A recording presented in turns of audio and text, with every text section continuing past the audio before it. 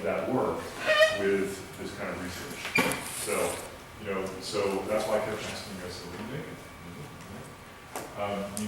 You need to find that balance, right? You need to, if you're wondering and theorizing about aggregate size, do it, cast it. You guys cast concrete before? So, have any of you exposed aggregate before? Have you worked at exposing aggregate and figure out how that's done? Get into that, right? The form is not going to be a problem for you. It's going to be pairing, I think it's a nice thesis, right? Kind of pairing form to disrupt macro frequencies and with texture to disrupt micro frequencies. It's a nice project, and the kind of texture, and I can begin to imagine it, but as a layman, you haven't sold me yet, right? I need to see an example to go along, along this research. So I would invest yourself in that as quickly as possible. You guys too can get that stuff. I mean, does Brad make you buy a textbook? Buy some concrete fabric instead, right? What do you pay for me, or whatever you use in your mechanic and your systems course, right? There's 3 or 4 of you working on this project? Yeah? Well, the nice thing is they don't have to pay for anything, it's all funded, so it's just a matter of figuring out what we want to do. And really the thing— What's your excuse then? Get this stuff on order right now. Seriously. And while you're at it, sell, right? Hone your kind of layman's language and begin to get concrete canvas excited about the work that you're doing. Throw Brad's name around. Throw UT Arlington's name around. Throw TexFab and the Digital Fabrication Alliance and the Digital Fabrication Consortium around. Be bigger than you are when you're talking to these people. Don't be all apologetic. Oh, I'm just a student. Can I get this kind of? No, you need to talk big. This is going to change the world, and you don't have to ask for a discount. They'll just do it, right? Or they'll be interested in what you're doing. Hell, they might even fly in to see it. Wouldn't that be neat? You guys, your research, I think you're drinking the Kool-Aid a little bit with the Army stuff. I've never had a weirder experience than going and getting our solar container shot at with high-powered rifles. It's the oddest thing in my life. I would not do that again. I don't, that's what they market their product as. I don't think you need to pursue that route. I didn't follow or buy anything about Army tank geometry that you threw out there. I just don't see it. Right? I think you guys need to get with, who's the team doing the reconfigurable molds?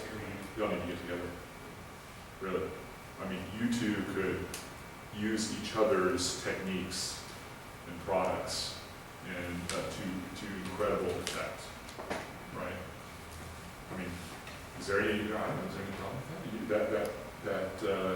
You use a concrete fabric as a mold for other concrete? Yeah, there's actually an adapt that's using something very similar to that. Yeah, it's interesting.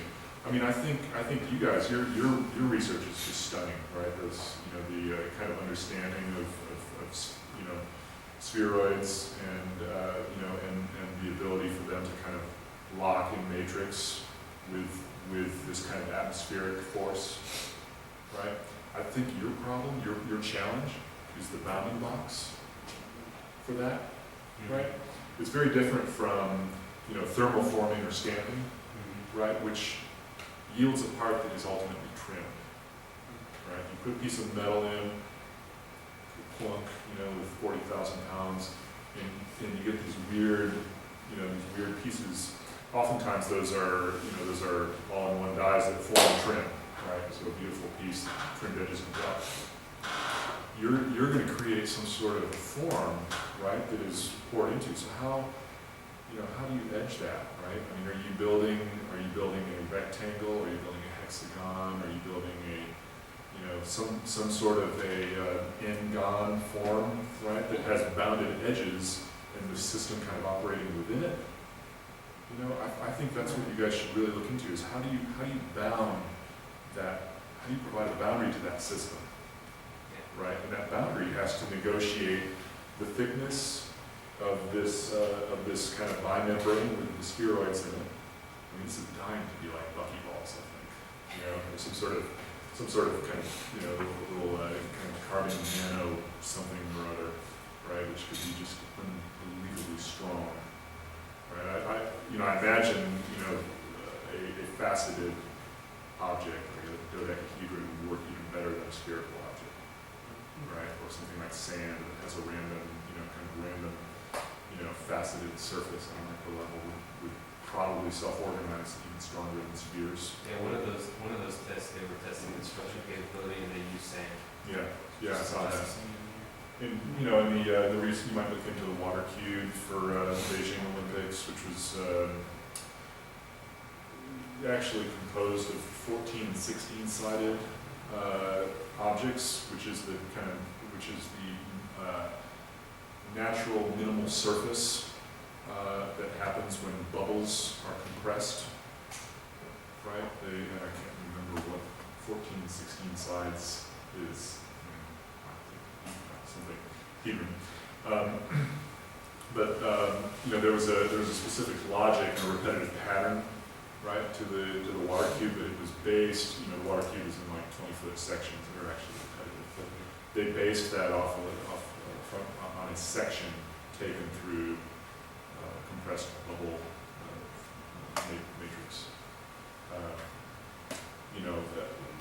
Your danger, I think, there is getting into the weeds, and it's not unlike I was telling these guys, right? You need to pair that kind of science-based research with the kind of mundane task of figuring out the edges, right? Which is just a building problem, right? It's you guys in the shop with the table saws, and, different types of plastic, right? What kind of durometer, what kind of thickness, right? Are you using neoprene? Are you using Buna? Are you using Teflon? Probably not. Are you using a very thin material as you scale up? Are you using a thicker material? Right? What size spheres are in it? Do they register through or not? Right? There was a lot of compelling range there, but I think in parallel with the scientific research, you should invest yourselves in just playing a few of those things out. And don't worry about what it is. Start with a square. Right? Create a square bounding box. Figure out how to get a vacuum into it, into the side of this box. Right? That alone could be a really interesting challenge. Right? Creating a form with a vacuum attachment that that is probably a little CNC router work, right? To create a nozzle on the side of a plywood form that kind of cones down into a little tiny straw that goes into the in between your bag or in between your layers, right? And then you push those layers up. Oh gosh, I'm not going to do servo motors. Use your fingers. We were Right. actually thinking of Put using the CNC, like how it carves out and just be pushing that material. Oh, like just putting a stationary ball bit on? And Yeah. kind of Yeah, pushing. if you use sand, So you put a partial vacuum on and it becomes somewhat Yes. stiff, and then you can So kind it's like of plastic. massage it in shape. That way you can put your digital right to it, Yeah. and then you can turn on the vacuum and it's Mhm. stiff, and then you can turn it off and do it again, and it's Right. the same. Oh, very interesting. Yeah. I would invest yourself in some material studies just as soon as possible, right? And consider that a kind of like these guys a parallel task to the research. You guys, when your concrete fabric arrives, same deal, right? Dispense with the tanks and guns and all that. I'm sure it could be bulletproof. Although I kind of have my doubts, I don't think it's really that. I don't think that material wants to be bulletproof. I really think it's tremendously underutilized. I can't believe I haven't seen or heard of that stuff. So thanks for just bringing that to my attention. I'm going to be looking it up. I might get a roll. Just fool around with it.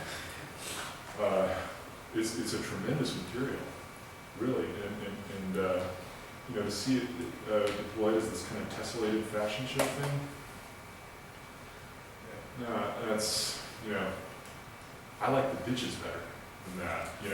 That makes sense. The tessellated fashion show doesn't make sense. I also really like the inflatable structure. And as someone who has tried and failed at inflatables, I find that really compelling, really beautiful. I think you'd be well served to completely lose the kind of, functional military trajectory and move toward, oh gosh, this is a really interesting UK company that does inflatable architecture, inflatable work. I don't remember their name. You could probably Google UK inflatables and you'll find them. But they're kind of pushing boundaries in digital fabrication or digital form finding to create these inflatable structures. That might be an interesting tack with this. So let me ask you a question real quick, because, again, one of the things that I'm asking each of the groups to do is stay focused on the parameters I've set up. If facades is a governing and unifying theme within the group for the studio, and I'm asking ways in which this can become a facade, and facade can be fairly liberal in the way we think about that, an enclosing membrane that might be something that delineates one type of space from another, one type of conditioned space from another, let's say, right? The fabric, as you're starting to talk about it, necessitates, either necessitates an infrastructure that then goes away in order to give it a shape in the inflatable, or it necessitates an armature that stays in place, i.e. the laser cut pipe that could be bent intact into place, which is what they were looking at, or the fabric itself. I've forgotten about that. That's an interesting tack for your research too. Yeah. Perhaps more so than what deflects what kind of bullets. Yeah. Focus on that armature. Or the fabric itself has to become self-structuring. And my only concern there is that you may be getting into you asking a lot more out of the material, and that's where I think research, if it's very limited in what it asks each of the things within the division of labor to do, it can sometimes be more effective. It says, okay, I'm going to ask the material here to do this, and the structural armature to do this, or the inflatable, and be clear about what you want out of each thing within the test itself, right? Sure. So, I guess I'm throwing that back out onto the table in terms of if you had any thoughts on the pipe. No, I think it is right to, you're right to kind of place this back into the general context facade, right? So, nix the inflated building, but begin to think, your armature research is interesting, right? Think about the native,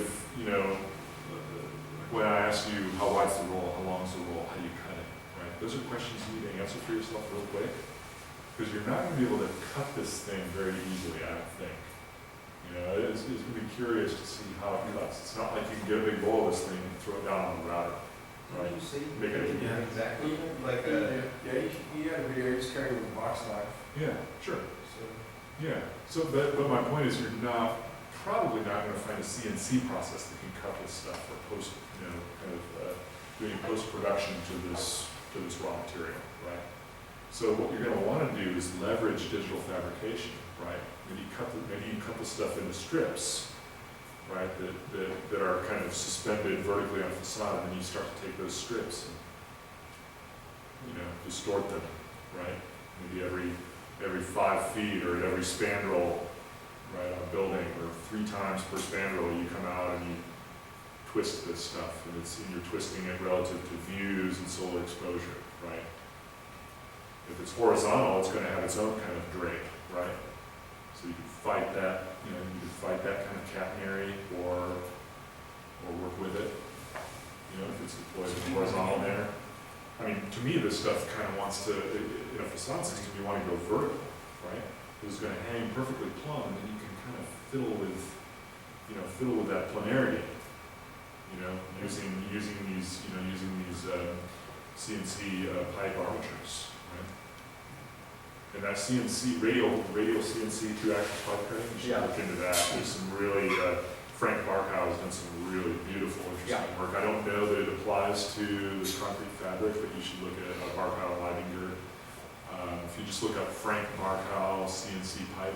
It's in the book that Austin has, the digital workflows book, the Mark Out Leading book.